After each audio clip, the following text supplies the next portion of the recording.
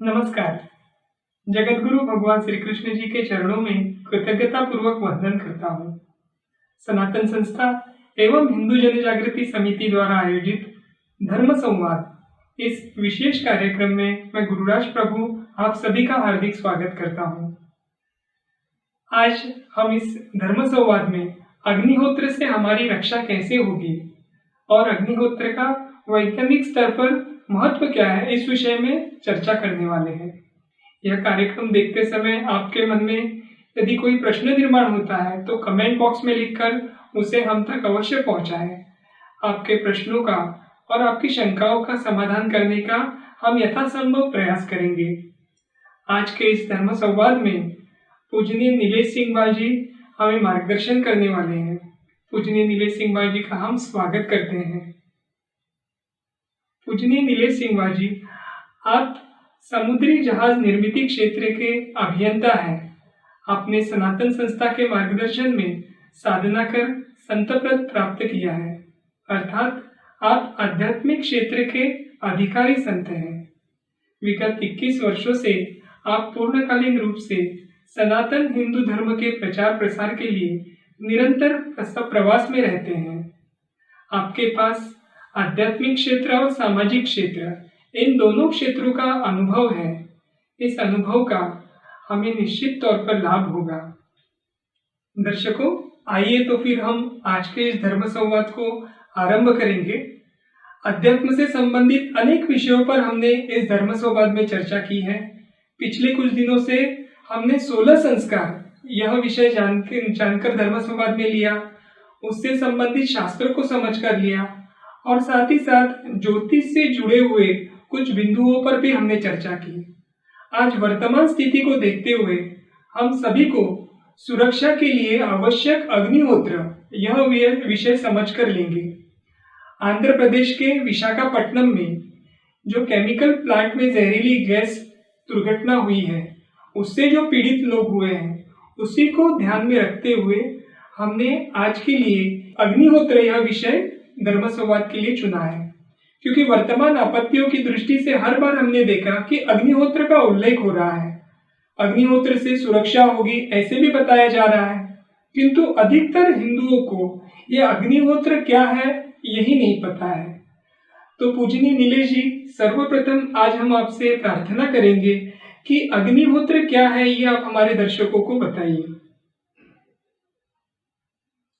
आजकल इस अग्निहोत्र के बारे में बहुत चर्चाएं हो रही है और देश विदेश में इसकी चर्चा हो रही है। जबकि कोरोना की महामारी, जब से एक वैश्विक महामारी यहाँ पर आ गई, इससे बचने के लिए अग्निहोत्र के बारे में बहुत सारी चर्चाएं हो गई। अब अग्निहोत्र यानी क्या है? अग्निहोत्र अर्थात अग्नि में आहुति अर्पित करके ये जो की जाने वाली ईश्वर की उपासना है, इसी को अग्निहोत्र कहा जाता है। और अग्निहोत्र एक नित्य की उपासना भी है। ईश्वर के प्रति कृतज्ञता व्यक्त करने के लिए प्रतिदिन अग्निहोत्र करना हमारा कर्तव्य है और वो साधना के रूप में प्रतिदिन करना भी आवश्यक है। एक प्रकार का यज्ञ है, इसे यज्ञ भी माना जाता है, जो अत्यंत कम समय में हो सकता है, किंतु इसके अनेक लाभ भी हैं। जैसे आपको याद होगा और सभी दर्शकों को भी याद होगा कि भोपाल में एक गैस दुर्घटना हुई थी और उस दुर्घटना में जिनके घर पर अग्निहोत्र चल रहा था उनकी रक्षा हुई। ये हम सब लोग जानते हैं। अग्निहोत्र का वातावरण पर क्या परिणाम होता है, इसके बारे में भी हम समझ कर लेंगे। जैसे विज्ञान के माध्यम से इसके अध्ययन के लिए महर्षि अध्यात्म विश्वविद्यालय, इसके द्वारा यूटीएस यानी यूनिवर्सल थर्मो स्कैनर, जिसे यूनिवर्सल ऑरा स्कैनर भी कहा जाता है, इससे एक परीक्षण किया गया। इस परीक्षण में ऐसे पाया गया कि अग्निहोत्र आरंभ करने से पहले अग्निहोत्र का जो पात्र होता है या जिसमें अग्निहोत्र किया जाता है, उसका कुल प्रभा मंडल यानी ऑरा जो है वो 1.19 मीटर यानी 1.19 मीटर इतना था। और अग्निहोत्र के पश्चात उसमें 3.05 मीटर की बढ़ोतरी होकर वो 4.24 हुआ, यानी 4.24 मीटर्स का ऑरा उसका बन गया। यानी यह हमें ध्यान में रखना चाहिए कि साधारण व्यक्ति अथवा वास्तु का कुल प्रभामंडल जो है वो 1 मीटर के करीब होता है। अग्निहोत्र से उत्पन्न अग्नि रजतम कणों को विघटित करती है तथा वायुमंडल में दीर्घकाल तक ये सात्विकता बनी रहती है। इस प्रक्रिया में जो अग्नि कार्यान्वित होता है उससे मनुष्य के सभी ओर 10 फीट का संरक्षण कवच भी बन जाता है। तो ये अग्निहोत्र का महत्व, और ये इसके बारे में कई सारे लोगों ने इसका लाभ अनुभव किया हुआ है। अच्छा, तो ये अग्निहोत्र करने के लिए आपने बताया कि यज्ञ है, तो इसके लिए जो सामग्री लगेगी वो क्या क्या लगेगी, ये भी आप हमारे दर्शकों को कृपया बताइए। ये जैसे हमने पहले बताया कि बहुत कम समय में करने वाला ये जो अग्निहोत्र है, इसके लिए हवन सामग्री, हवन द्रव्य बहुत ही कम प्रमाण में लगता है और कोई भी आसानी से अपने घर में कर सकता है। सबसे पहले तो हवन पात्र लगता है। अग्निहोत्र करने के लिए एक विशिष्ट आकार का ताम्र यानी तांबे का बनाया हुआ एक पिरामिड का पात्र आवश्यक है। उसका आकार पिरामिड जैसा होता है। फिर हवन द्रव्य के बारे में देखेंगे तो सबसे पहले लगेगा गाय का गोबर। तो गाय के गोबर के चपटे आकार के पतले उपले बनाए और सूर्य प्रकाश में उसको सुखाया जा सकता है।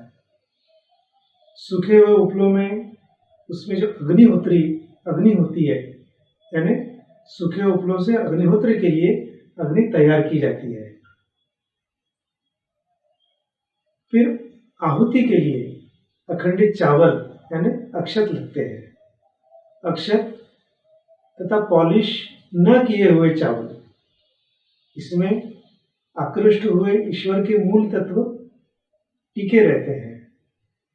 चावलों को पॉलिश करने के बाद क्या होता है, उसमें विद्यमान जो मूल ईश्वरीय तत्व है वो लुप्त हो जाता है तथा उनमें कृत्रिमता आ जाती है। इसलिए उनका उपयोग न करें। चावल का दाना टूटने पर भी उसमें निहित सूक्ष्म ऊर्जा जो रहती है उसकी अंतर रचना अस्त व्यस्त हो जाती है। इसलिए वो चैतन्य देने वाले अग्निहोत्र के लिए पात्र नहीं होते हैं। इसीलिए इस कारण से अक्षत अर्थात चावल के अखंड दानों का ही उपयोग करना चाहिए। अब तीसरी जो चीज इसमें लगती है वो है गाय के दूध से बना शुद्ध घी। गाय के दूध से निकला हुआ मक्खन जो होता है वो मंद अग्नि पर गर्म करें। उसके ऊपर श्वेत रंग का पदार्थ जब दिखाई देने लगता है तो उसे छलनी से छान ले। इसी द्रव्य को घी कहते हैं और ये घी बहुत शुद्ध होता है। इस घी को फ्रिज में रखने की भी आवश्यकता नहीं पड़ती है। फ्रिज में रखे बिना भी लंबे समय तक ये टिकता है और अच्छा रहता है। और इसमें विशेष औषधीय पदार्थ भी रहते हैं। अग्निहोत्र की अग्नि में हव्य पदार्थ के रूप में इसका उपयोग जब करते हैं तो ये एक वाहन का प्रतिनिधि बन जाता है और इस नाते सूक्ष्म ऊर्जा वहन करने का कार्य भी करता है। गौ माता के दूध से बने घी में शक्तिशाली ऊर्जा समाई रहती है और यही ऊर्जा अग्निहोत्र में बहुत प्रमाण में एक उसका महत्व बन जाता है। जी दर्शकों, जैसे आपने अभी सुना कि अग्निहोत्र के लिए समय भी कम लगता है और उसके लिए लगने वाली सामग्री भी है वो बहुत अधिक मात्रा में नहीं है, बल्कि जो हमारे पास हम सहजता से उपलब्ध करके ले सकते हैं यही इसकी साधन सामग्री है। अभी हम पूजनीय नीले जी से ये जानना चाहेंगे कि अग्निहोत्र की प्रत्यक्ष विधि क्या होती है, ये भी आप हमें समझा कर बताइए। इसकी विधि भी बहुत आसान है। सबसे पहले तो अग्निहोत्र करते समय पूर्व दिशा की ओर हमारा मुख करके मुख कर हमें बैठना चाहिए, पूर्व दिशा की ओर मुख कर बैठे। दूसरा, अग्निहोत्र के लिए अग्नि प्रज्वलित करें। और तीसरा, हवन पात्र के तल में उपले का एक छोटा टुकड़ा रखें, उस पर उपले के टुकड़ों को घी लगाकर उन्हें इस प्रकार से रखें कि उसके अंदर, उसके भीतर की रिक्त जो जगह है उससे वायु का आवागमन हो सके।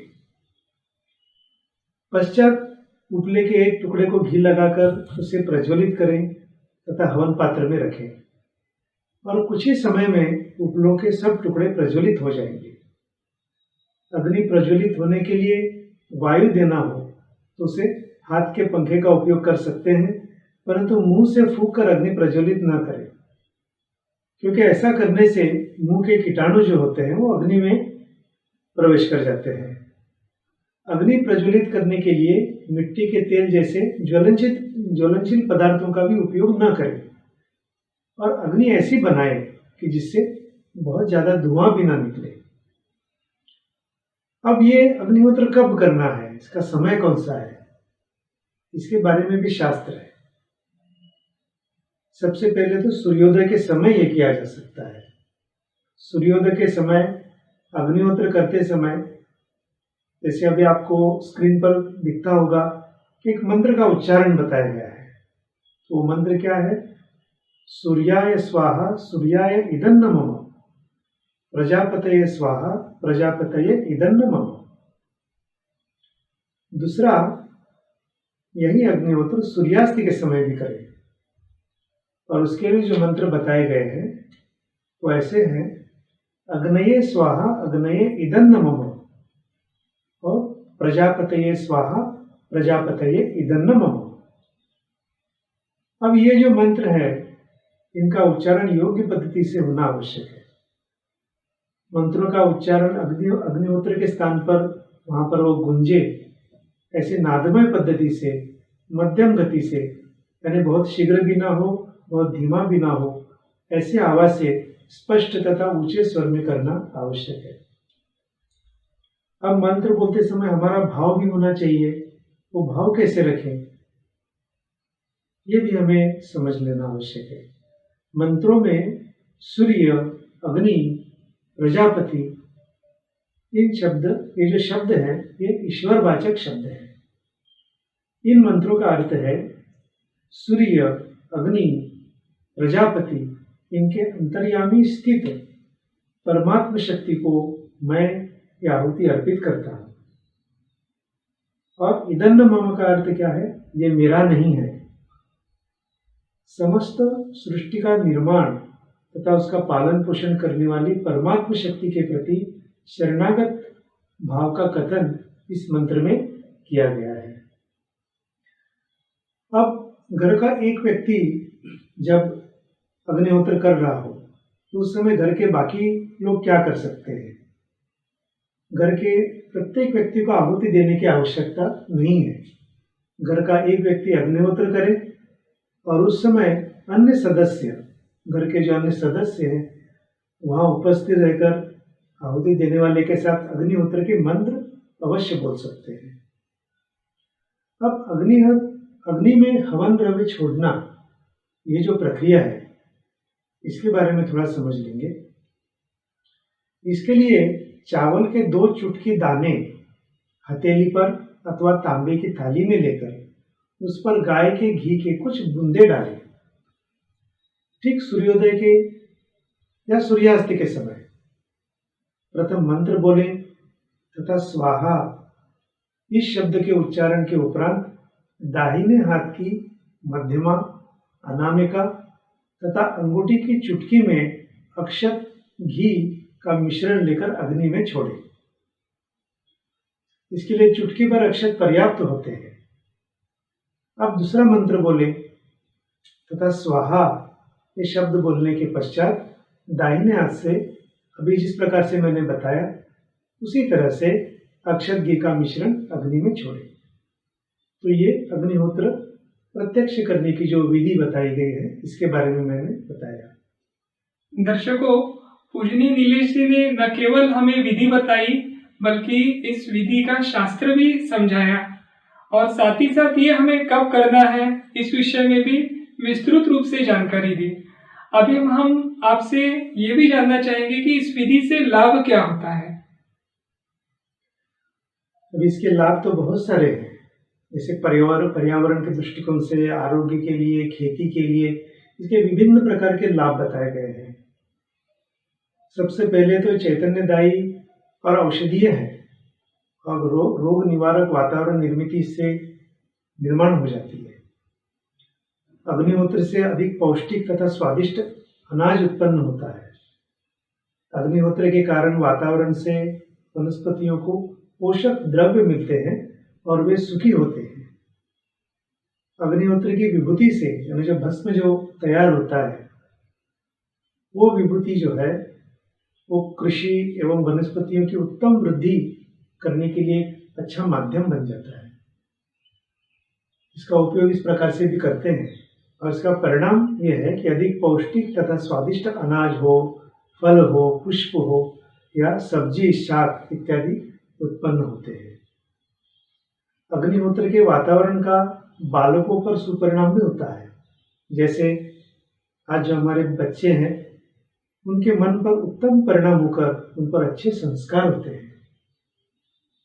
फिर आज बालकों में कुछ हठीला स्वभाव होता है कि चिड़चिड़ापन होता है, तो इन स्वभाव दोषों के ऊपर अच्छा परिणाम होकर बालक शांत तथा सुशील बन जाते हैं। आजकल बच्चों में पढ़ाई के समय एकाग्रता नहीं होती है, उनको पढ़ाई होगी कि नहीं इस प्रकार का एक तनाव भी रहता है। तो बालकों को पढ़ाई में एकाग्रता साध्य करना, ये इसके लिए भी अग्निहोत्र का लाभ होना संभव है। और कुछ मंद बुद्धि के बालक होते हैं, मतिमंद बालक होते हैं, उन पर हो रहे उपचारों को अधिक उत्तम प्रतिसाद भी अग्निहोत्र देता है। अब मानसिक विकार ठीक होना एवं मानसिक बल प्राप्त होना, ये भी अग्निहोत्र से संभव है। नियम पूर्वक यदि अग्निहोत्र करने वाले विविध स्तरों के स्त्री, पुरुष, बालक, वृद्ध सभी में अधिक समाधान, जीवन की ओर देखने का सकारात्मक दृष्टिकोण, मन शांति, आत्मविश्वास एवं अधिक कार्य प्रवणता जैसे गुणों की निर्मित होती है और उसके बढ़ने का अनुभव भी कई लोगों को हुआ है। शोध से यह भी पता चला है कि मद्य तथा अन्य घातक मादक पदार्थों के व्यसनाधीन व्यक्ति जो होते हैं, वो अग्निहोत्र के प्रभाव से उन व्यसनों से मुक्त हो सकते हैं, क्योंकि उनमें दुर्दम्य इच्छा शक्ति अग्निहोत्र से निर्माण हो जाती है। अब तंत्रिका तंत्र पर क्या परिणाम होते हैं, जैसे हमारे मस्तिष्क में क्या परिणाम होते हैं। अग्निहोत्र की जो ज्वाला होती है, उससे निकलने वाले धुएं का मस्तिष्क तथा तंत्रिका तंत्र पर प्रभावी परिणाम होता है। और कुछ शोधकर्ताओं का कहना है, उन्होंने शोध कार्य किया है और उन्होंने कहा है कि अग्निहोत्र के औषधि युक्त वातावरण के कारण रोग कारक कीटाणुओं की वृद्धि पर प्रतिबंध लगता है। तो ये बहुत सारे जो लाभ हैं, एक अग्निहोत्र जैसे एक अपने घर में कर सकते इस प्रकार के एक यज्ञ का परिणाम जो है वो हमें आज दिखाई देता है। जी, अगर इतने सारे लाभ इस छोटे से अग्निहोत्र की विधि से होने वाले हैं या होते हैं, तो निश्चित तौर पर ये हर व्यक्ति ने अपने घर में अग्निहोत्र करने की आवश्यकता दर्शाता है। तो हम अभी ये जानना चाहेंगे कि अग्निहोत्र करने के उपरांत भी कोई क्रिया या और कुछ करना आवश्यक होता है क्या? ये एक अच्छा प्रश्न है। अब अग्निहोत्र करने के बाद यथासंभव या जितना संभव हो उतना समय ध्यान कर सकते हैं। यथासंभव हवन की अग्नि शांत होने तक तो हम ध्यान के लिए अवश्य बैठे। दूसरा ये करें कि अग्निहोत्र की जो विभूति होती है, जब भस्म होता है, उसे निकाल कर रखें। और ये निकाल कर किस में रखना है? हवन पात्र की विभूति निकालकर कांच के अथवा मिट्टी के पात्र में हम भर के रख सकते हैं। इस भस्म का उपयोग वनस्पतियों के लिए खाद के रूप में तथा औषधियां बनाने के लिए किया जा सकता है। जी, अभी जैसे आपने इसके लाभ बताए, तो हम ये थोड़े वैज्ञानिक स्तर पर भी ये जानना चाहेंगे कि अग्निहोत्र के विषय में जो कुछ भी वैज्ञानिक स्तर पर जो शोध कार्य हुआ है, या उसका हम आपसे जानकारी लेना चाहेंगे। इसमें कुछ वैज्ञानिकों ने इसके बारे में शोध कार्य भी किया है। मैं पुणे के डॉक्टर प्रमोद मोघे, जो पुणे के नेशनल केमिकल लेबोरेटरी संस्था के निवृत्त ज्येष्ठ शास्त्रज्ञ हैं, उन्होंने इसके ऊपर जो शोध कार्य किया है अग्निहोत्र पर, तो उसके बारे में उन्हीं के शब्दों में मैं बताता हूँ। उन्होंने अग्निहोत्र के परिणाम बताते हुए ऐसा कहा कि अग्निहोत्र का परिणाम देखने के लिए उन्होंने जानबूझकर पर्यावरण से हानिग्रस्त क्षेत्र ऐसा चुना, यानी जहाँ पर पर्यावरण की अधिक प्रमाण में हानि हो रही है, ऐसा एक क्षेत्र उन्होंने पुणे क्षेत्र का चुना। जहाँ वायु का प्रदूषण बड़ी मात्रा में पाया गया, वो भाग है पुणे का रमण बाग हाई स्कूल, शनिवार पेठ। वहाँ पर उन्होंने इसका प्रयोग किया। अग्निहोत्र का परिणाम जानने के लिए कुछ बातों का पूर्व मापन उन्होंने रखा हुआ था, जैसे अग्निहोत्र से प्रकाश और उष्णता ऊर्जा में होने वाला परिणाम क्या होता है, परिवर्तन कितना होता है। अग्निहोत्र के धुएं का आसपास के सूक्ष्म जंतुओं पर क्या परिणाम होता है। अग्निहोत्र के धुएं का पर्यावरण के वायु प्रदूषण पर क्या परिणाम होता है। बीज की वृद्धि पर अग्निहोत्र के धुएं और राख का क्या परिणाम होता है। अग्निहोत्र की राख के औषधीय गुणधर्म क्या है, और अग्निहोत्र की राख में पानी को शुद्ध रखने की क्षमता कितनी होती है। इन अलग अलग प्रकार के पहलुओं पर उन्होंने शोध कार्य किया और ये प्रयोग विद्यालय की कक्षा में उन्होंने प्रयोग किया। उसमें विद्यालय के विद्यार्थी, शिक्षक और विद्यालय के मुख्याध्यापक ने मन से सहभाग लेकर उन्हें उत्तम सहयोग भी किया, और वहाँ के प्रयोग में फर्ग्यूसन महाविद्यालय के जैव तंत्रज्ञान इस विभाग के प्राचार्य की सहायता भी ली, और सभी आधुनिक विज्ञान यंत्रों के द्वारा अग्निहोत्र के कुछ लाभ जो है वो विश्व के सामने प्रस्तुत करने में सफल हुए। और उन्होंने लिखा, इसमें अपने शोध का जो उन्होंने प्रबंध लिखा उसमें लिखा कि अग्निहोत्र के कारण प्रकाश ऊर्जा में हुआ परिवर्तन एक नापा गया, उनकी ओर से एक लक्ष्य मीटर की सहायता से उन्होंने वो नापा। अग्निहोत्र के धुएं का आसपास के सूक्ष्म जंतुओं पर होने वाले परिणाम के अध्ययन के लिए यज्ञ के पूर्व के और पश्चात के जंतुओं की संख्या उससे गिनी गई। इससे प्रमाणित हुआ कि अग्निहोत्र से लगभग 90% सूक्ष्म जंतुओं की वृद्धि रुक गई। इतना बड़ा परिणाम उससे दिखाई दिया। प्रयोग के लिए चुना गया स्थान बहुत ही यातायात वाला था, इससे वहां वायु का प्रदूषण प्रचंड मात्रा में हो ही रहा था। किंतु अग्निहोत्र करने के पश्चात वायु में घातक सल्फर डाइऑक्साइड, इसकी जो मात्रा थी ये 10 गुना कम हो गई। इससे यह प्रमाणित हुआ कि प्रदूषण रोकने में भी अग्निहोत्र सहायता करता है। और पौधों की वृद्धि के बारे में उन्होंने जो लिखा उसमें यह पाया गया कि पौधों की वृद्धि में अग्निहोत्र के परिणाम जांचने के लिए उन्होंने अंकुरित बीज अग्निहोत्र के कक्ष में और विद्यालय के बाहर के परिसर में भी रखे।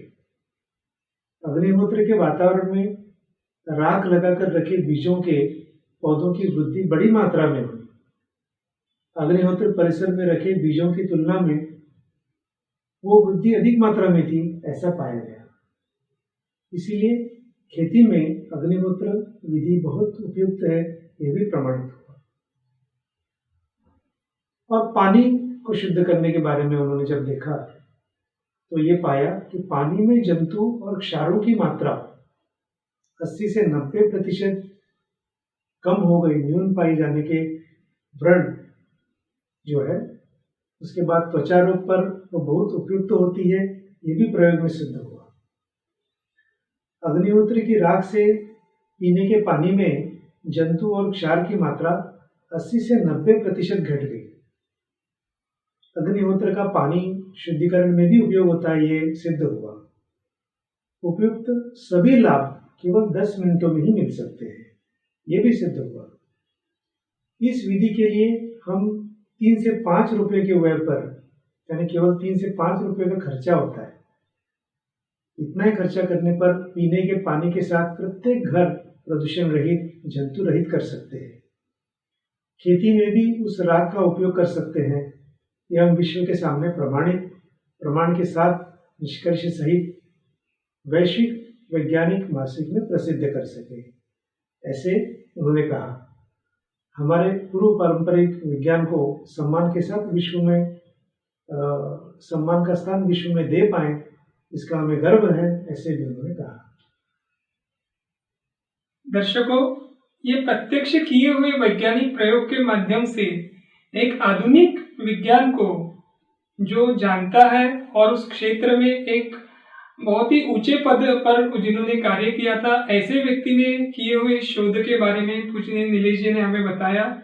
तो इससे हमें निश्चित तौर पर ये समझ में आता है कि हमारा अध्यात्म वर्तमान आधुनिक विज्ञान से भी कई गुना अधिक प्रगत था। अभी हम ये जानना चाहेंगे कि विश्व अग्निहोत्र की ओर किस प्रकार से देखता है, ऐसे आपको लगता है?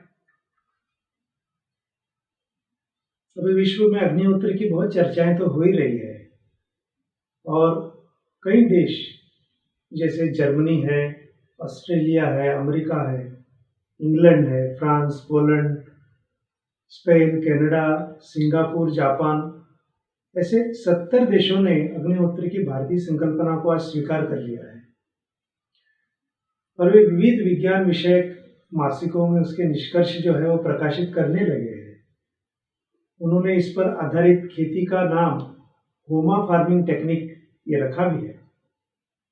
दुर्भाग्य से भारतीय प्राचीन विज्ञान के अणुशास्त्र, रसायन शास्त्र, भौतिक शास्त्र, गणित, आरोग्य शास्त्र, वैमानिक शास्त्र, धातु शास्त्र, निर्माण शास्त्र, शिल्प शास्त्र, इसका पूरा लाभ उपयुक्त देशों के शास्त्रज्ञों ने उठाया और उसके जागतिक पेटेंट्स भी लिए। हमारे देश के शास्त्रज्ञों के अध्ययन में अब ये बात ध्यान में आ रही है। खेद की बात यह है कि इन शास्त्रज्ञों को प्राचीन विज्ञान पर विश्वास नहीं था, किंतु वही ज्ञान श्वेत लेखनी से आने पर धन्य धन्य कहकर उसे आज वो स्वीकार कर रहे हैं। लेकिन सभी दर्शकों को मैं इतना ही बताना चाहूँगा कि हमारा भारतीय प्राचीन जो विज्ञान है वो बहुत ही प्रगल्भ है, बहुत ही श्रेष्ठ है, और इस विज्ञान का उपयोग कर निश्चित तौर पर हम हमारा व्यक्तिगत जीवन हो, हमारा सामाजिक जीवन हो, परिवार हो, पर्यावरण हो, खेती हो और हमारा स्वास्थ्य, हर क्षेत्र में इसका उपयोग करके हमारा जीवन और आनंददायी और स्वस्थ बना सकते हैं। जी पूजनीय नीलेश जी, आपने एक बात एकदम सही कही कि श्वेत लेखनी और ये पश्चिमी संस्कृति, इसका भारतीयों पर बहुत अधिक गहरा प्रभाव होता हुआ दिखाई दे रहा है। अभी समय आ गया है कि हम सभी को अपनी जो पुरानी आध्यात्मिक जो सांस्कृतिक धरोहर है उसको समझना पड़ेगा, उसको जीवन में उतारना पड़ेगा। क्योंकि जैसे अभी पूजनीय नीलेश जी ने बताया कि विश्व के 70 देश आज अग्निहोत्र के विषय में चर्चा कर रहे हैं, अध्ययन कर रहे हैं और उसके विषय में उसका लाभ उठा रहे हैं। ऐसे विश्व के अनेकों देश भारतीय सभ्यता, भारतीय संस्कृति और अध्यात्म का सखोल अध्ययन करके अपने नागरिकों के लिए उसका क्या लाभ हो सकता है इस विषय में देख रहे हैं। परंतु खेद है कि हम हिंदुओं को या हम भारतवासियों को हमारा ये अध्यात्म, हमारा ये धर्म की सिद्धांत, धर्म के विषय में जो इतना गहन अध्ययन हमारे ऋषि मुनियों ने करके रखा हुआ है, ये कहीं से सिखाने की व्यवस्था नहीं है। और ये अध्यात्म और धर्म को जानने के उद्देश्य से ही हमने यह धर्म संवाद, यह कार्यक्रम आरंभ किया है।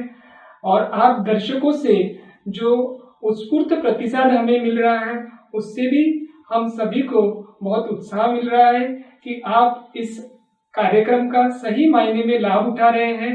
आपकी शंकाओं को हम तक पहुंचा रहे हैं और अपने जो भी प्रश्न हैं, अपनी जो भी जिज्ञासाएं हैं, उसको शांत करने का प्रयास कर रहे हैं। और इसी प्रकार से हम भी आपके हर प्रश्न का उत्तर देकर, आपकी जिज्ञासाओं को यानी उससे संबंधित जानकारी देकर आपकी शंकाओं का समाधान करने का प्रयास करते रहेंगे। अब समय आ गया है कि आज का हम यह धर्म संवाद यही समाप्त करें। पूजनीय नीलेश जी, हम आपके बहुत बहुत आभारी हैं कि आपने वर्तमान ये संकट के समय पे, जैसे जो दुर्घटना एक एक हो रही है, चाहे ये वैश्विक महामारी हो या वर्तमान में विशाखापट्टनम में घटित हुई या गैस दुर्घटना हो, ऐसे में हमें सुरक्षित रहने के लिए एक छोटी सी कृति, छोटा सा यज्ञ, छोटी सी विधि अग्निहोत्र करके हम इसका लाभ कैसे ले सकते हैं, यह विस्तृत रूप से आपने हमें समझाया। हमारे दर्शकों को इसके विषय में उनके मन में निर्माण हो सकते हैं ऐसे प्रश्नों के उत्तर भी आपने दिए। हम सभी दर्शकों से पुनः एक बार विनती करेंगे कि इस विषय में अगर आपके मन में और भी कोई शंकाएं निर्माण हुई है तो आपके प्रश्न कमेंट बॉक्स में लिखकर आप हम तक अवश्य पहुंचाइए। और आज का यह धर्म संवाद हम यहीं पे समाप्त करेंगे।